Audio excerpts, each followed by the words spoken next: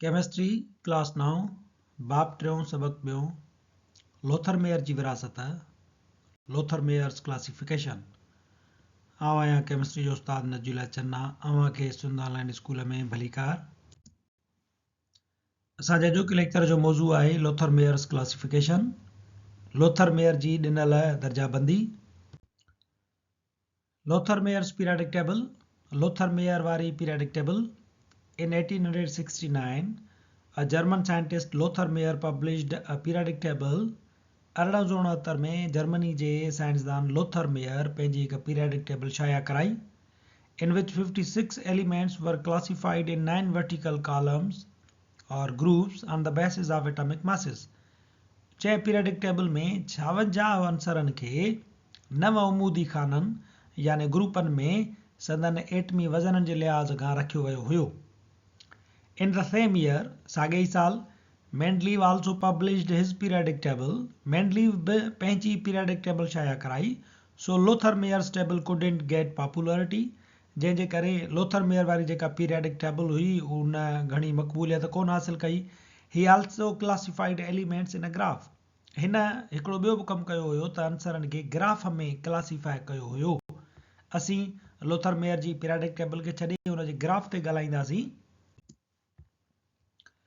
He classified all known elements into a graph on the basis of mass and volume. हिन छा कयो त जेकी बि उन वक़्त जा ॼातल अंसर हुया उन्हनि खे मास ऐं वॉल्यूम जे बुनियाद ते हिकिड़े ग्राफ में विरायो। हेॾां ही मथे जेको आहे असांजो एक्सिस ते एटॉमिक वॉल्यूम रखियल आहे ऐं हिन एक्सिस ते एटॉमिक वेट रखियल आहे। He suggested that elements on similar positions have similar properties. हिन इहो मफ़रूज़ो ॾिनो, ख़्याल पेश कयो त जेके अंसर साॻियुनि पोज़ीशन्स ते आहिनि हिन कर्व में उन्हनि जूं पाण में हिकु जहिड़ियूं ख़ासियतूं आहिनि। मिसाल जे तौर ते इन कर्व खे असां ॾिसूं त उन में जेके पोज़ीशन आहिनि उहे 4 आहिनि। हिकिड़ियूं आहिनि peak.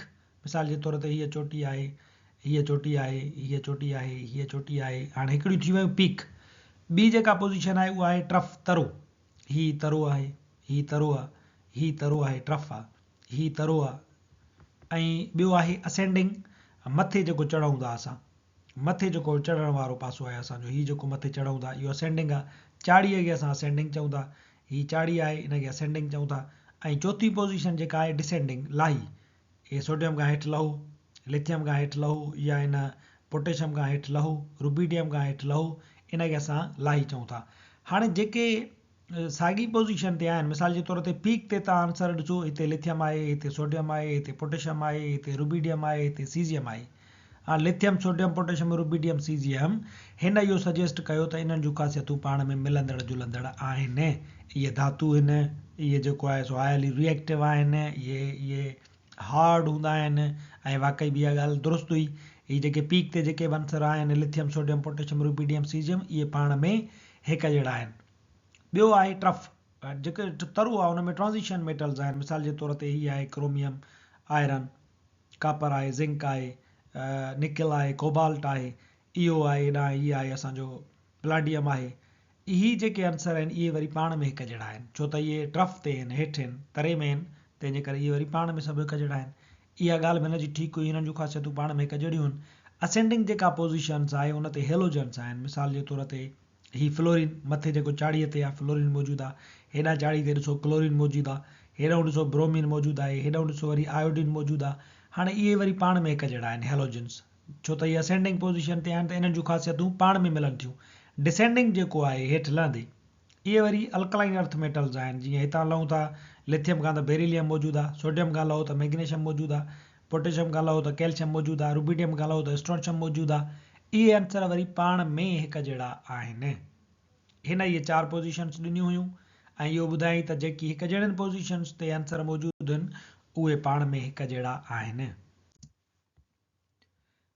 His graph was so accurate. हिन जो ग्राफ जेको उहो ॾाढो कमाल जो हुयो। That if you make graph of elements in modern period, जेकॾहिं तव्हां अॼु जे दौर में बि इन्हनि आंसरनि जो को ग्राफ ठाहियो, it would be just like his graph. इहो तव्हांजो ग्राफ ठाहियल हुन जे ग्राफ जहिड़ो ई थींदो। Idea of graph classification failed.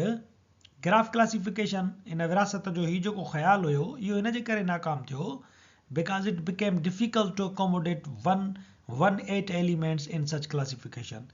छो त अहिड़े क़िस्म जी क्लासिफिकेशन में ग्राफ में 118 आंसर जेके हुया उहे रखणु तमामु घणा ॾुखिया थी विया। इन जे करे इन जो लोथर मेयर जो जेको ही ग्राफ हुयो उहो पिणु वरी पोइ नाकाम थी वियो, अॻिते वधी कोन सघियो।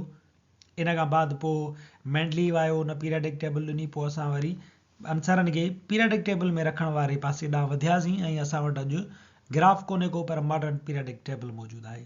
असांजो अॼोको लेक्चर हिते पुॼाणी ते पहुचे थो। वरी हाज़ुर थींदासीं नए लेक्चर सां गॾु।